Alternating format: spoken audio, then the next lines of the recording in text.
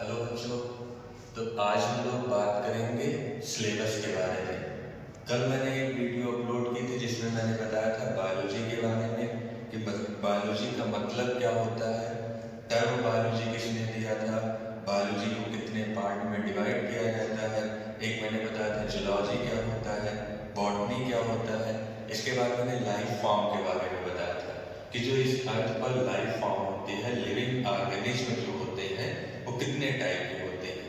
जो living organism मैंने बताया था कि 2 टाइप के होते हैं, एक होते हैं यूनिसेलुलर और मैंने दूसरा क्या बताया था, मल्टीसेलुलर। तो आज हम लोग बात करेंगे एकदम सिलेबस के बारे में।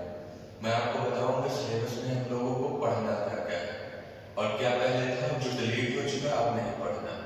अब हम लोग सिलेबस के बारे में आज हम लोग बात करेंगे कि फर्स्ट ईयर का सिलेबस क्या क्या है और 12th का सिलेबस क्या है, इंटर का। तो आज हम लिखने जा रहे हैं और आपको बताने जा रहे हैं सिलेबस के बारे में। सबसे पहले मैं आपको बता दूं कि जब हम लोग पढ़ते हैं तो फर्स्ट ईयर में जो टोटल यूनिट्स है,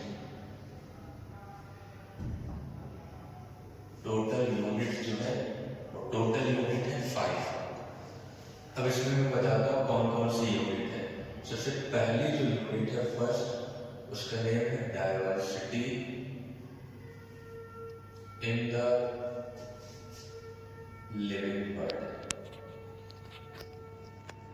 तो बेटा जो फर्स्ट यूनिट है हम लोगों की diversity in the living world, और इस यूनिट के अंदर हम लोग पढ़ते हैं chapter 4।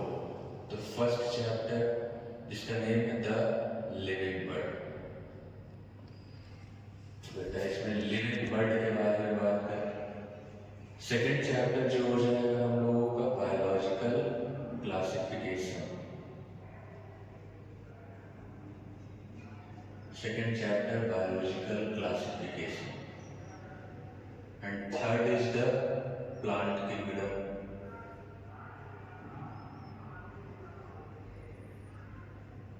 And last is the animal kingdom.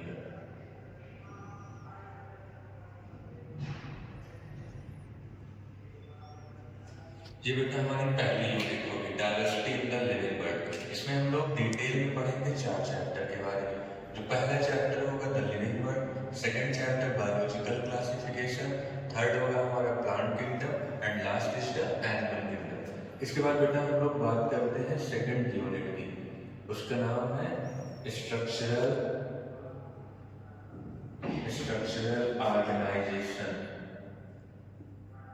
Structural organization in plants and animals.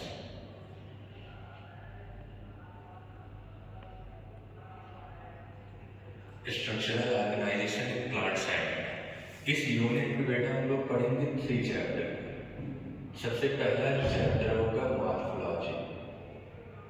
First is the morphology of flowering plant. First is the morphology of flowering plant. अगर बेटा हम लोग बात करें फ्लावरिंग प्लांट की तब हम बात करते हैं एंजियोस्पर्म की। और मॉर्फोलॉजी का मतलब, लॉजी का मतलब कल हम लोगों ने पढ़ा था बायोलॉजी। लॉजी का मतलब होता है स्टडी और मॉर्फो का मतलब एक्सटर्नल स्ट्रक्चर, यानी कि study of external structure is called morphology.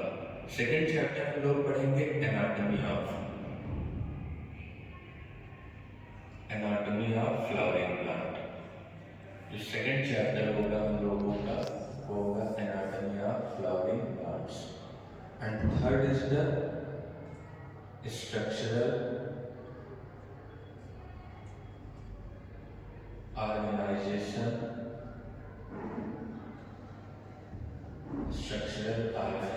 In animals.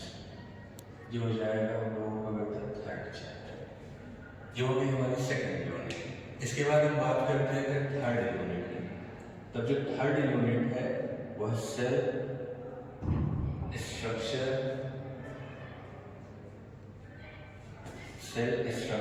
And function. Cell structure and function. और बेटा हम लोग इस पर बात करेंगे 3 चैप्टर। जो पहला चैप्टर है हमारा हम लोगों का cell the unit of life. Cell, the unit of life. And second chapter is the biomolecules. Second is the biomolecules. And third is the cell cycle and cell division. ये हो जाएगा हम लोगों का third chapter, cell cycle and cell division. हाँ बेटा, हम लोग बात करेंगे फोर्थ यूनिट, और जो हम लोगों के पास फोर्थ यूनिट है उस यूनिट का नेम है प्लांट फिजियोलॉजी। तो फोर्थ यूनिट का नेम है प्लांट फिजियोलॉजी। इसमें पहले क्या होता था, पहले हम लोग पढ़ते थे ट्रांसपोर्ट। अभी मैं आपको सारे चैप्टर के नेम बता, transport in plants. Second chapter हम लोगों का होता है बेटा mineral nutrition. Second is the mineral nutrition, जो कि हम नई एनसीईआरटी जो अपडेट होकर आई है उसमें से transport in plant and mineral nutrition, ये दोनों चैप्टर डिलीट कर दिए। तीसरा चैप्टर बेटा हम लोगों का है photosynthesis. Photosynthesis in higher plants. Higher plants की अगर हम लोग बात करें तो एंजियोस्पर्म की बात करें, और फोटो का मतलब लाइट और सिंथेसिस का मतलब किसी चीज को सिंथेसाइज करना। And fourth is the respiration in higher plant. Fourth is the respiration in higher plants. And last is the plant growth and development. Plant growth and development, ये हो जाएगी हम लोगों की फोर्थ यूनिट। 5 चैप्टर, जिसमें से 2 chapter हम लोगों के क्या है डिफरेंट। अब मैं बात करने जा रहा हूँ सबसे लास्ट यूनिट की, जिसका नाम है ह्यूमन फिजियोलॉजी। सबसे लास्ट की जो यूनिट है ह्यूमन फिजियोलॉजी। इसमें हम लोगों को पहले हम लोग 7 चैप्टर पढ़ते थे। न्यू एनसीईआरटी में एक चैप्टर को डिलीट कर दिया गया, अब हम लोगों को पढ़ना केवल 6 चैप्टर। जो पहले चैप्टर हुआ करता था वो था digestion and absorption. Digestion and absorption जो कि अब डिलीटेड है। सेकेंड चैप्टर है breathing and exchange of gases. Breathing and exchange of gases. Third chapter है हम लोगों का बेटा बॉडी फ्लूइड्स एंड सर्कुलेशन। ये बेटा हम लोगों का है third chapter, body fluids and circulation. Fourth chapter बेटा हम लोग पढ़ेंगे excretory system, excretory product and excretory products and their elimination.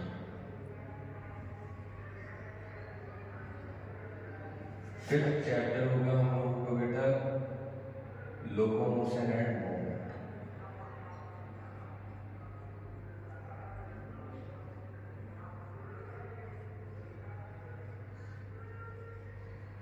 Six chapter होगा हम लोगों का हो जाएगा 6 चैप्टर हम लोगों का न्यूरल कंट्रोल,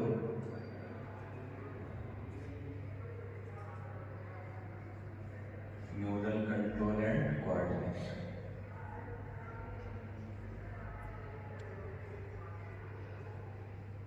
और बेटा सबसे लास्ट का जो चैप्टर होगा 7 नंबर का, वो मैं इधर लिखे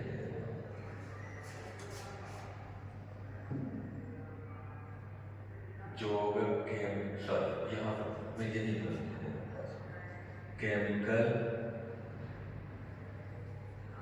कंट्रोल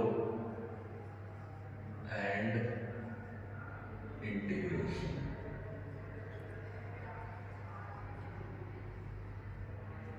तो बेटा ये हमारे पास टोटल चैप्टर हो गए, टोटल यूनिट हो गई 5, जिसमें से पहली यूनिट में 4 चैप्टर, सेकेंड यूनिट में 3 चैप्टर, थर्ड यूनिट में 3 चैप्टर, फोर्थ यूनिट में 5 चैप्टर पहले थे जिसमें से 2 चैप्टर क्या किए गए, डिलीटेड हो गए, डिलीट कर दिए गए, इसलिए अब हमें पढ़ने हैं केवल 3 चैप्टर। और जो लास्ट यूनिट है ह्यूमन फिजियोलॉजी, इसमें पहले थे 7 चैप्टर जिसमें से 1 डिलीट कर दिया गया। तो टोटल जो हमारे पास यूनिट है, इधर देखिएगा, जो टोटल यूनिट है वो है 5, टोटल चैप्टर पहले थे 22 जिसमें से 3 क्या किए गए, डिलीट कर दिए गए। अब हम लोगों को पढ़ने हैं टोटल चैप्टर 19। तो इसमें हम 1 बाय 1 करके एक चैप्टर के बारे में पढ़ना स्टार्ट करेंगे, हर एक यूनिट के बारे में पढ़ेंगे और हर एक चैप्टर के बारे में डिटेल में पढ़ेंगे। तो आज के लिए बच्चे इतना।